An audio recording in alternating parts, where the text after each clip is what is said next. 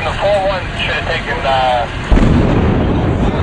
couple of companies that they were leaving back to us. Coming, if you could see behind me, this a moment ago, you could see all the way through, but from that last explosion that Jeff Rawson was telling us about. I'm standing next to John, and then the top of the thing blew up. When we hit the 19th floor, something horrendous happened. It was like a bomb went off. We thought we were dead. The whole building shook. The door to the hallway into the hotel blew off like somebody had thrown it all over the place.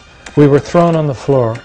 The building was still shaking, and we're still hearing explosions going on everywhere. So we decided, let's get out of here. David Ray Griffin had published an article, Explosive Testimony. He had gone through enough of this material to pull out some pretty dramatic cases where the firefighters said that they perceived explosions, and that these weren't minor explosions. These were major explosions, which these firefighters clearly thought had brought down the towers.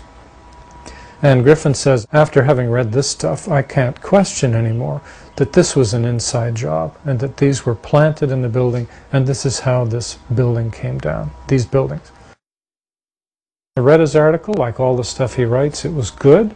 The examples of firefighter testimony that he gave were, I thought, very impressive. These are guys with a lot of credibility, with a lot of experience, high-rise fires, explosions. They've seen it all, much more than the rest of us. I was able to come up with 10 accounts out of the total 503 firefighters that seemed to support the official narrative in that way. That's 2% of the firefighters. And I found, to my surprise, 118 accounts that supported the explosion hypothesis. That noise, it was a noise. Question, what did you hear? What did you see? Answer, it was a frigging noise. At first I thought it was... Do you ever see professional demolition when they set the charges on certain floors and then you hear pop, pop, pop, pop, pop? That's exactly what, because I thought it was that. When I heard that frigging noise, that's when I saw the building coming down. There were 118 different people who talked in a pretty clear way about explosions in the buildings. And again, not trivial explosions, not the kind of explosions that would accompany any large fire, but explosions that were remarkable to them and which they clearly thought were implicated in the failure of the structure and bringing down the building.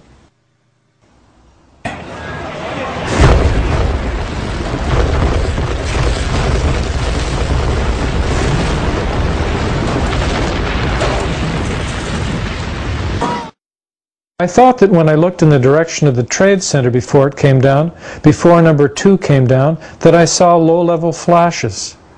In my conversation with Lieutenant Evangelista, never mentioning this to him, he questioned me and asked me if I saw low-level flashes in front of the building, and I agreed with them. I saw flash, flash, flash, and then it looked like the building came down. Oh, the lower level of the building. You know, like when they demolish a building? How when they blow up a building, when it falls down? That's what I thought I saw.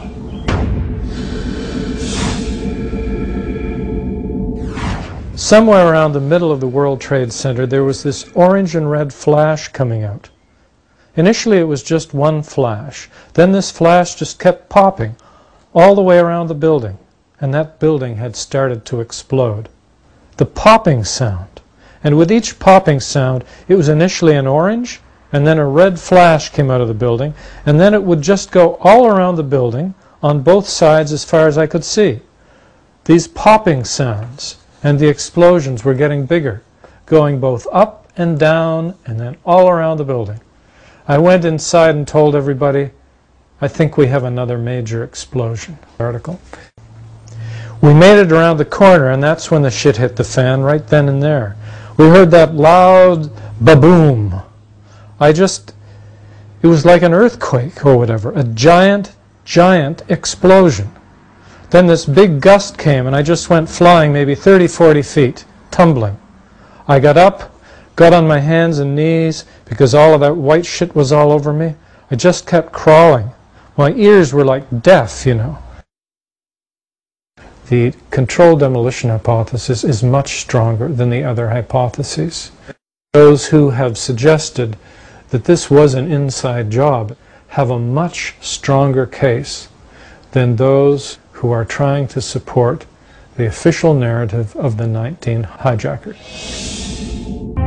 So we're standing there in the lobby, we're getting all together. I look down to my right, and the elevators exploded, something out of like a Bruce Willis Die Hard movie. People just come running out of the elevators, on fire, fireball. We were in there for maybe 5 minutes. 5 minutes, and the elevators exploded on us. Yeah, we said something's wrong here. I mean, the plane hit up on the 80th floor. I mean, in 5 minutes, all of a sudden now the elevator's exploding on the first level of the lobby. We said, we got to go up, man. Come on, we spent enough time here. You know what? We knew we weren't going to put the fire out. We were saying Hail Marys all the way up the stairs. We knew we were going to die. I knew it. I said, I'm never coming back here today. People coming down the stairs from all different floors, burnt. You know, missing an arm, missing this, missing that, and you know, screaming for help. And we're just saying, listen, you got to go down. You got to go down. We got down to the 3rd floor. And that's where the stairwell collapsed on us. And we had to dig our way out. Now the building's coming down. We can't see nothing. Once again, saying our prayers. And with that, all of a sudden, we're looking for another stairwell. Me and the lieutenant open the door. We find a body in this closet. We were like, what the heck is that? Where did this come from? Holy shit, what's going on here? Something's crazy going on. The ladies that are with me were in the World Trade Center in the first building and escaped through the lobby, where they report they believe there was a bomb in the lobby. We ran down the steps to the lobby. There was no lobby. Everything was torn up. And even the turnstile was burnt and was sticking up, and they just told us to run. My boss ran out of the office. He said one thing, run. Everybody just ran, and we ran down the stairs. They told us to come back up the stairs, and we were like, come back up the stairs, are you crazy? So we continued down the stairs. We came outside in the lobby. There was no lobby. The lobby was totally gone. Did you see other people? There was a woman there with her face blown off, and as we were coming out, we passed the lobby. There was no lobby. So I believe the bomb hit the lobby first, and a couple of seconds in the first plane hit. And all I could think of was just to get away from there, to get to safety. And as I kept walking to Canal Street, I could hear yet another explosion behind me. It was truly one of the most frightening moments I've ever lived through. There's all these noises. I don't know what it is. No one can go in to get the people out. There's small explosions still going on. We just heard another explosion. Go again, it's another one. It looks like a ghost town. There are federal agents with guns standing outside the federal buildings, clearing people out. Still, there is this mystery.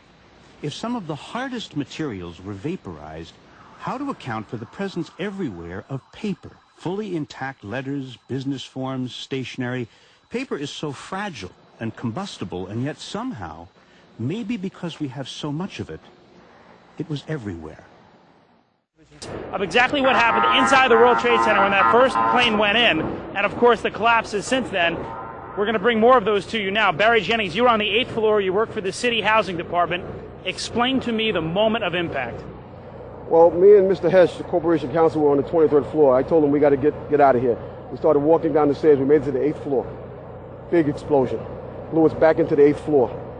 What was it like for you? You were inside there as well. It was pandemonium. I mean, it was something like out of a Bruce Willis Die Hard movie.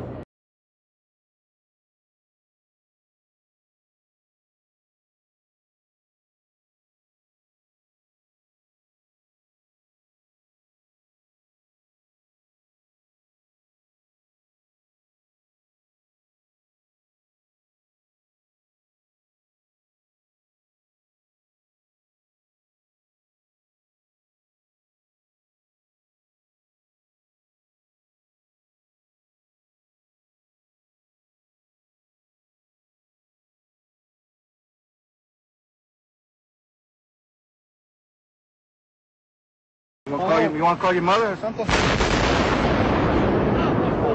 gotta get back from here. You know that. You gotta get back. All right? Don't worry about me. You need to make calls right now.